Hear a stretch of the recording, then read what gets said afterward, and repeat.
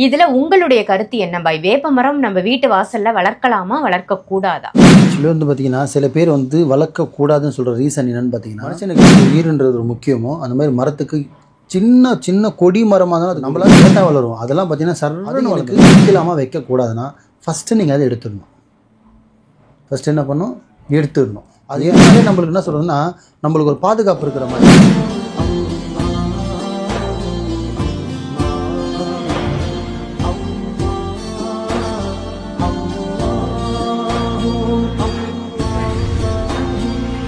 மர்ஜின் நேயர்கள் அனைவருக்கும் அன்பான வணக்கங்கள். புழல் காவாங்கரை எம்எம் டவர்ஸ்ல இருக்கக்கூடிய மாலிக் பாய் அவர்களை தான் சந்திக்க வந்திருக்கோம். வணக்கம் பாய். வணக்கம்மா பாய், இன்னைக்கான டாபிக் என்னன்னா வேப்பமரம். வேப்பமரம் வந்து வீட்டுல வளர்க்க கூடாது அப்படின்னு நிறைய பேர் சொல்றாங்க வாஸ்து ரீதியா. நீங்க வாஸ்துபடி நிறைய டாபிக்ஸ் நம்ம பேசியிருக்கோம், மக்களுக்காக நிறைய பதிவுகள் கொடுத்துருக்கோம்.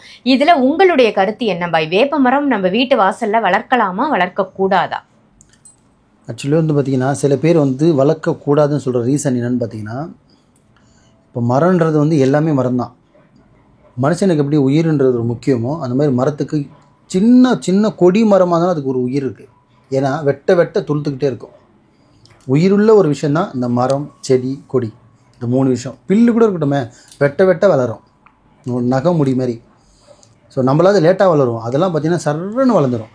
நீங்கள் ஒரு என்ன சொல்கிறது, ஒரு ஆரமரம் அலச மரமே நீங்கள் அறுத்தாலுமே ஒரு 6 மாதம் 1 வருஷம் கழிச்சோம்னா திருப்பி அதே மாதிரி அடர்ந்து மாதிரி வந்துடுது. ஸோ அந்த மரன்ற விஷயம் வந்து உயிருள்ள ஒரு விஷயம். அதுக்கு வந்து ஒரு முக்கியத்துவம் ரொம்ப முக்கியமாக நீங்கள் கொடுக்கணும்.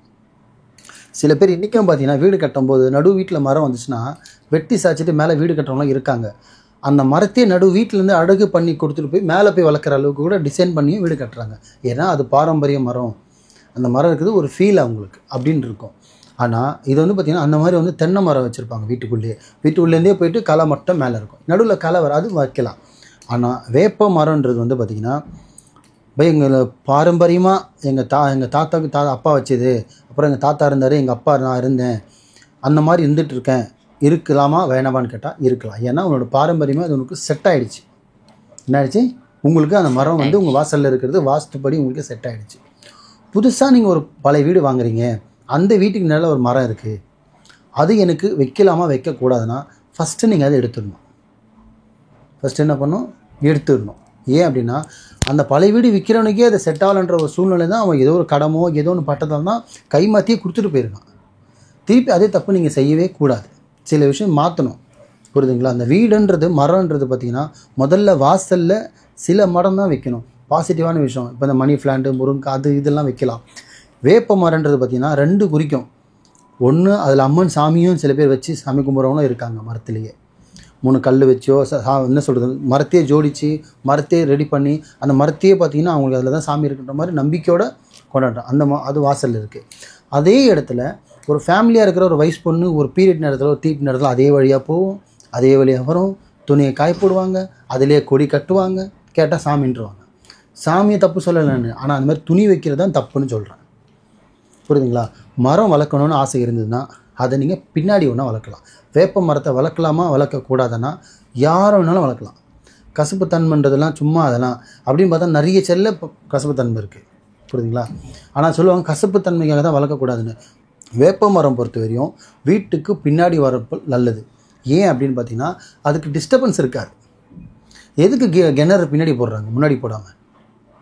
இன்றைக்கும் பார்த்திங்கன்னா கொல்லைப்புறத்தில் தான் மரம், துளசி செடி, துளசி சுற்றி வர்றது, சுத்தமான இடம்.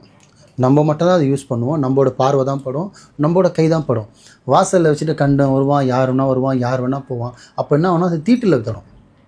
இப்போ நீங்கள் சாமி வழிபடுற மரத்தை வாசலில் வச்சுன்னா 1000 பேர் வரும், 1000 பேர் இருப்பான். வரவெல்லாம் சுத்தமாக இருப்பான்னு சொல்ல முடியுமா? இல்லை வர லேடிஸ்லாம் சுத்தமாக இருப்பாங்களா? அப்போ என்ன தீட்டாகும். அப்போ தீட்டு யாருக்கு படம், வந்துட்டு போகிறவங்க படாது, அதை வச்சு பராமரிக்கிறவங்க தான் படம். உருட்டி பரட்டி எடுத்துரும், கீழே மேலே ஆகிடுவாங்க. சாப்பாடு கூட வழி இல்லாத நிலைமையில் வந்து நின்றுவாங்க. ஏன்னா தீட்டுன்ற விஷயம் தெய்வத்துக்கு அவ்வளோ மோசமானது, புரியுதுங்களா?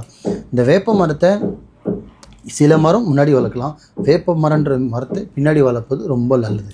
அதுலேயுமே பார்த்திங்கன்னா முடிஞ்ச அளவுக்கு சுத்தபத்தமாக அதுக்குன்னு ஒதுக்குப்புறமாக இடம் கொடுத்து அதுக்குன்னு ஒரு ஃபார்மாலிட்டிஸ் கரெக்டாக நீங்கள் பண்ணிட்டீங்கன்னா வேப்ப மரத்தாலே நிறைய குடும்பம்லாம் இன்றைக்கி ஓஹோன்னு வாழ்ந்ததெல்லாம் இருக்குது. ஏன்னா அதோட பாசிட்டிவ் அந்த மாதிரி, புரியுதுங்களா? ஏன்னா அதே வேப்ப மரத்தில் அம்மன் இருக்கும், அதே சில இடத்துல பார்த்தீங்கன்னா வேப்ப இலை வச்சு தான் பேய அடிப்பான். பேய் ஓட்டுறதே இன்றைக்கும் பார்த்தீங்கன்னா கிராமத்து சைடில் வேப்பமரம் வச்சு தான் அடிப்பாங்க. அந்த அளவுக்கு அதுக்கு தன்மை இருக்குது. 100% வளர்க்கலாமா? ஒரு பாசிட்டிவ் இருக்கும், நெகட்டிவ் இருக்காது. வேப்ப மரம் வளர்த்தால், தமிழில் சொல்கிறேன், வளர்த்தா ரொம்ப நல்லது. ஆனால் இடம் தான் நீ கரெக்டாக வளர்க்கணும். இதுதான் என்ன சொல்ல வருது. வளர்க்கக்கூடாமல் 100% வளர்க்கலாம். ஏன்னா ரொம்ப நல்லது. அது இருந்தாலே நம்மளுக்கு என்ன சொல்கிறதுன்னா, நம்மளுக்கு ஒரு பாதுகாப்பு இருக்கிற மாதிரி.